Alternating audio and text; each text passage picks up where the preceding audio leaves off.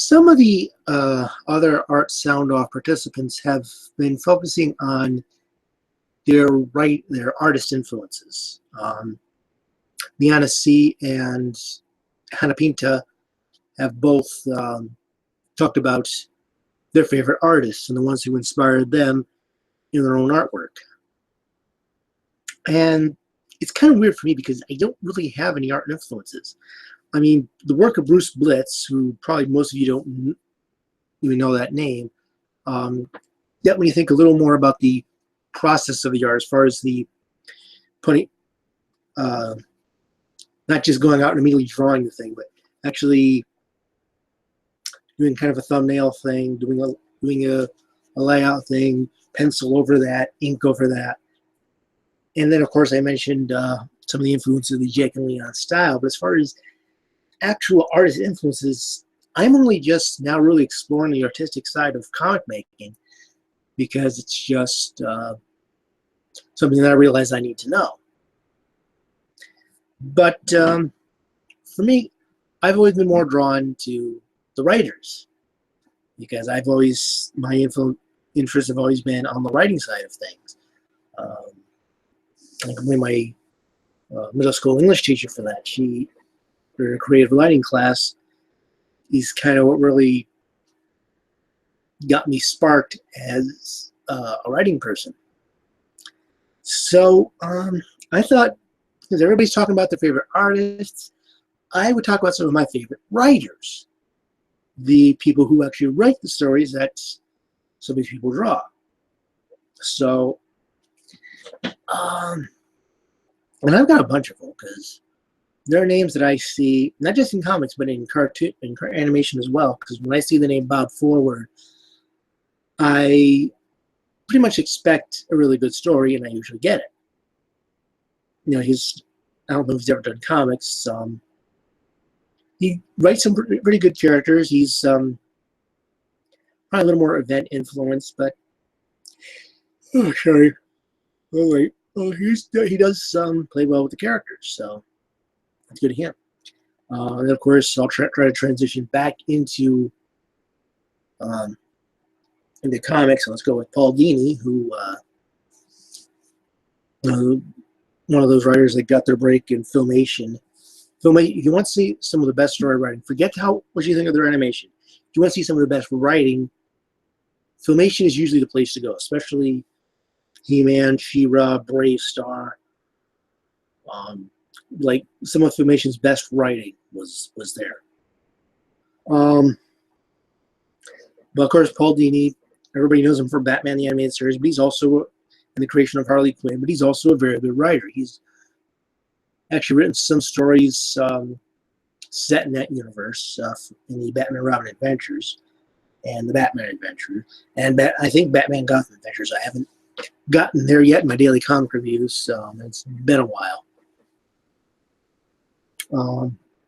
But he's really a good writer. He really mixes character and event very well. He's a little more character focused, but he does mix them up pretty well, and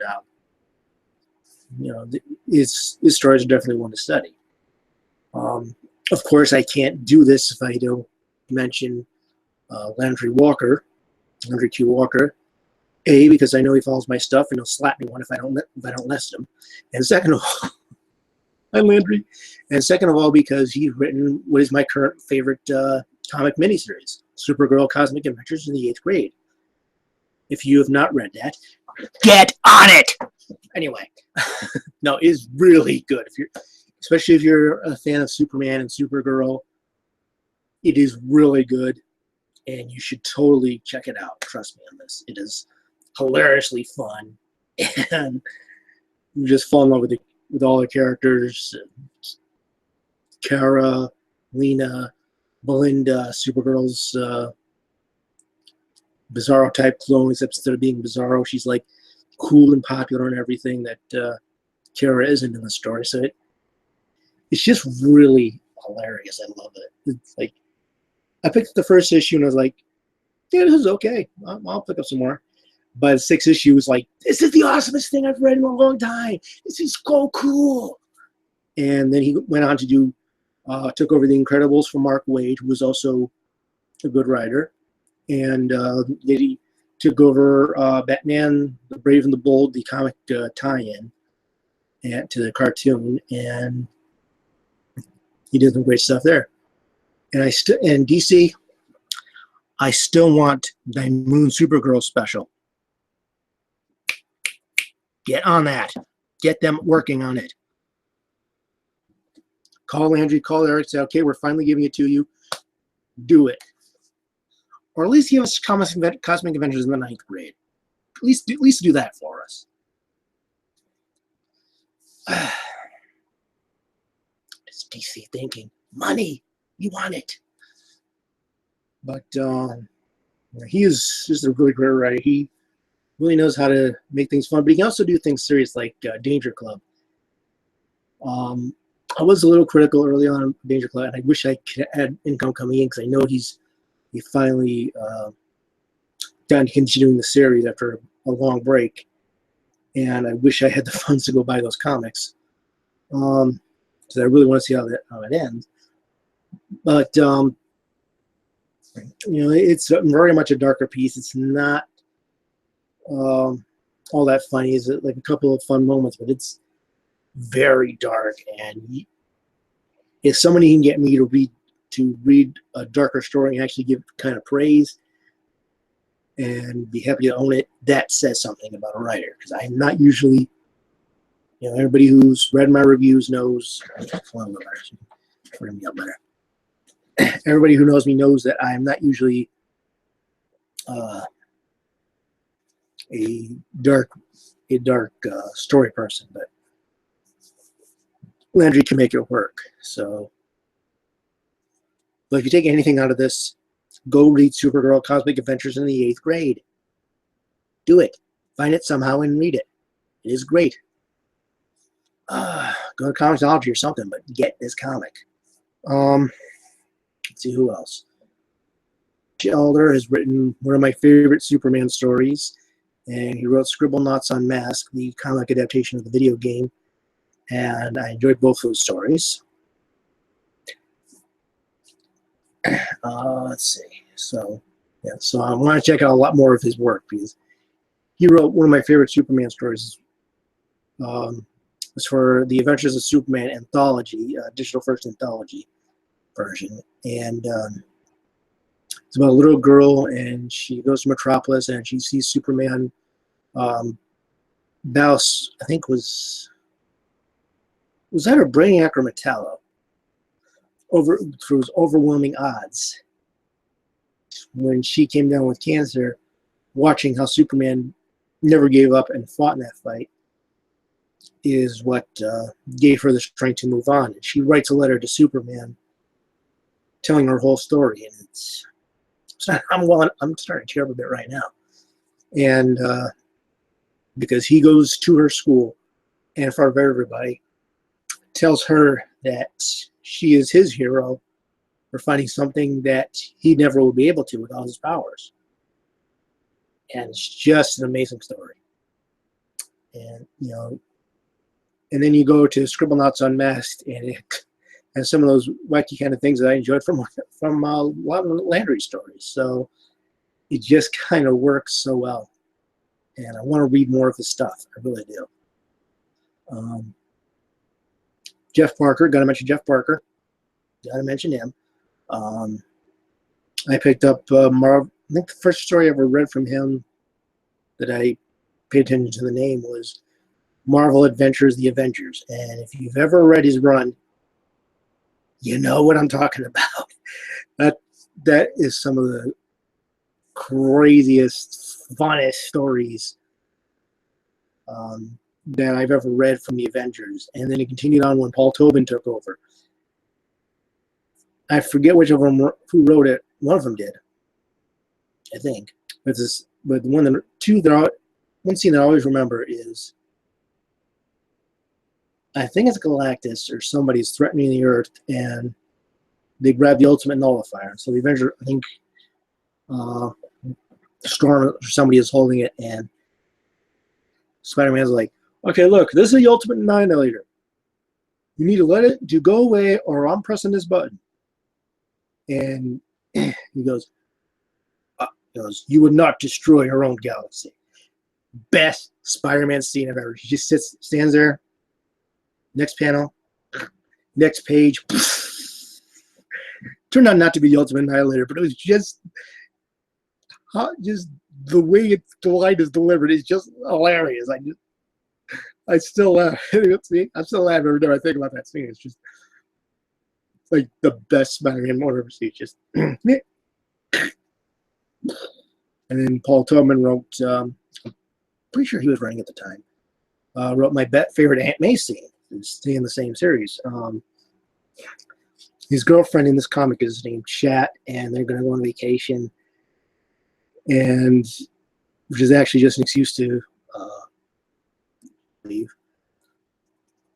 And he's there looking at his Aunt May, telling him that they're going to go on to this place, and she's just like silent for a moment, and he's like, "Oh."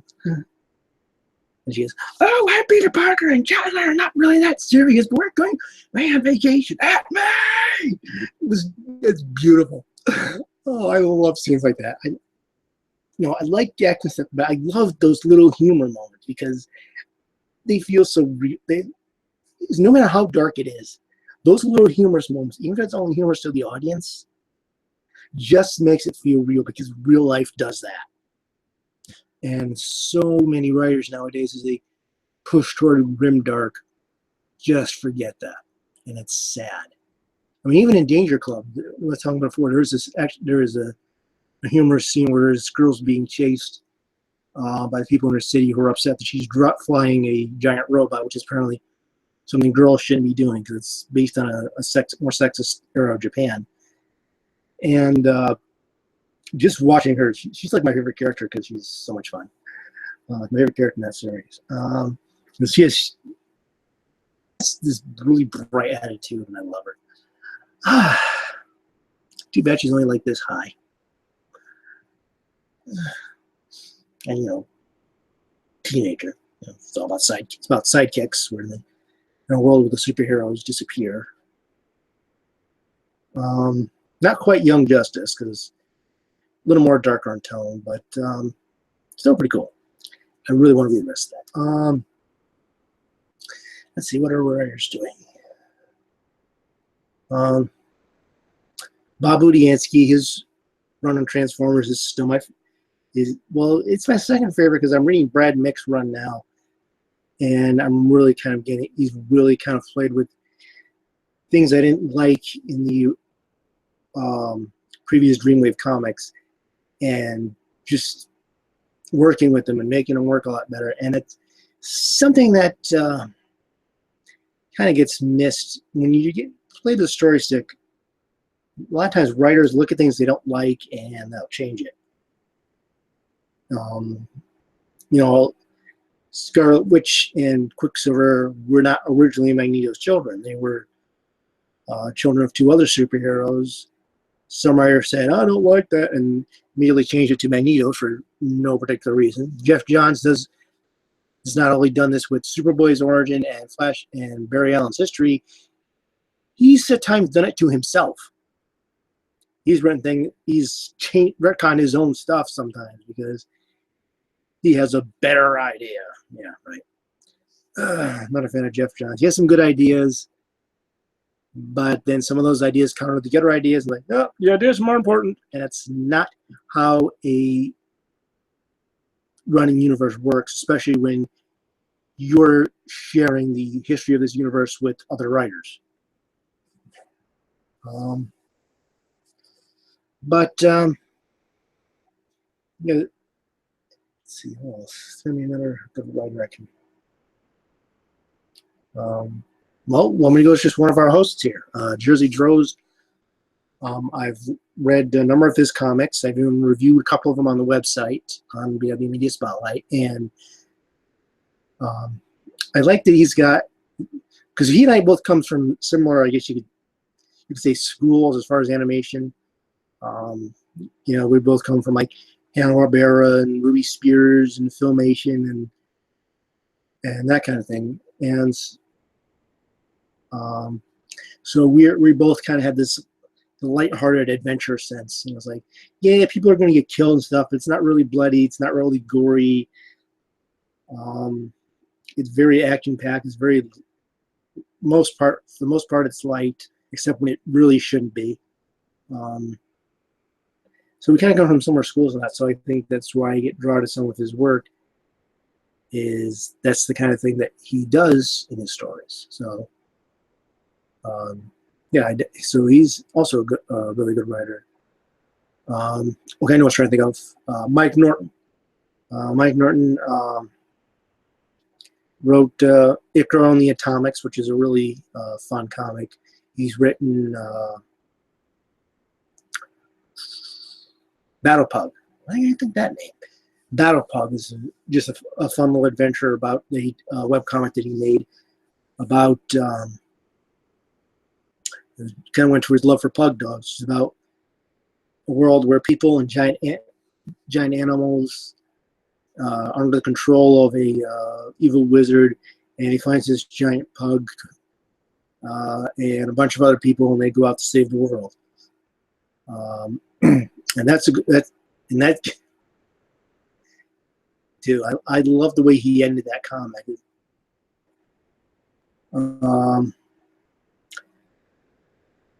Let's see.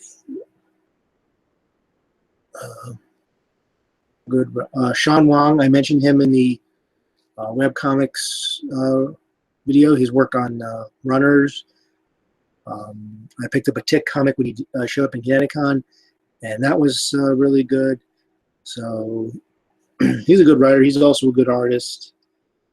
Mike Norton, of course, is an excellent artist. He did the latter issues of Billy Batson and the Magic of Shazam, which Art Beltzes, Arn Franco, more good writers. And that was really started by, what's his name?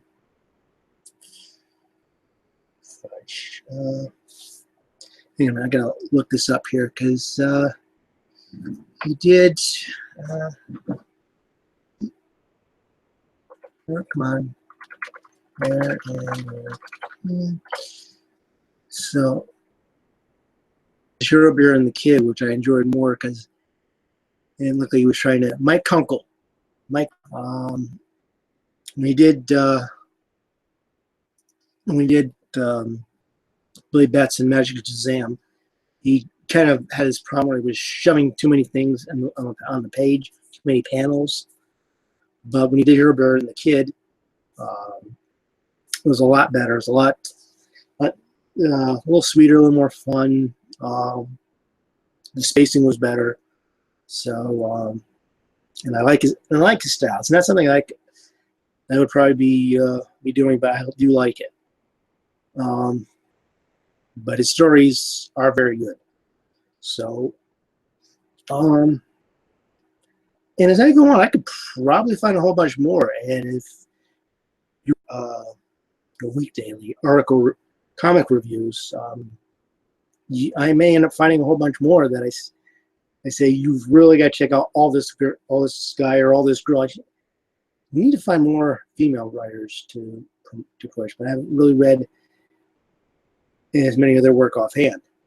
But so I'd like to find some new writers, and you can find a whole lot of articles of story comics that I've enjoyed, and most of the reason I enjoy a comic is the writing, because that's where I come from. I come from less from the art side and more from the story side, I think, which may be part of the reason that my drawing is not really up to par, because I've always focused more on the writers. But these are the people that I definitely most recommend checking out their work. And when I see their name on stuff, I'm immediately going to expect that I'm going to enjoy it. And more often than not, I'm right. So with that, if you do want to check out my comic reviews, all of them dating back to almost the beginning of this other way website, go to bwspotlight.com and check out the comic review section, which includes today's comic, yesterday's comic, and this week's reviews. And those are, as well as the article series scanning my collection, which is mostly comics. Sometimes I will do a video.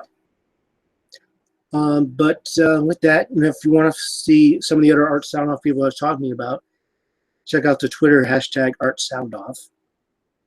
And also check out leantoart.com/Art Soundoff to find out what this is about. It's not too late for you to join us.